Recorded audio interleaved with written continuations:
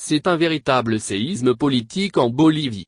Le président, Evo Morales, au pouvoir depuis près de 14 ans, a annoncé sa démission, dimanche 10 novembre, après 3 semaines d'intenses contestations sociales. Une démission qui semblait l'unique issue possible tant le chef de l'État était acculé de toutes parts. Au cours de la journée de dimanche, Evo Morales a été lâché par nombre de ses soutiens et a dû faire face à des démissions en cascade. Le matin même, il avait annoncé la convocation de nouvelles élections pour pacifier le pays, mais cela n'avait pas réussi à éteindre l'incendie qui secoue le pays, enfermé dans une des pires crises politiques de son histoire.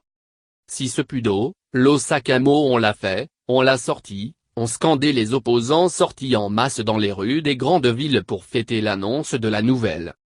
L'armée bolivienne avait recommandé au chef de l'État de démissionner, jugeant qu'une telle décision contribuerait à restaurer le calme dans le pays. Après avoir analysé le conflit national, nous demandons au président de renoncer à son mandat présidentiel, de permettre le rétablissement de la paix et la restauration de la stabilité dans le pays, a déclaré à la presse le commandant des forces armées terrestres, William Scaliman. La plupart des ministres et des dizaines de sénateurs et députés ont présenté leur lettre de démission.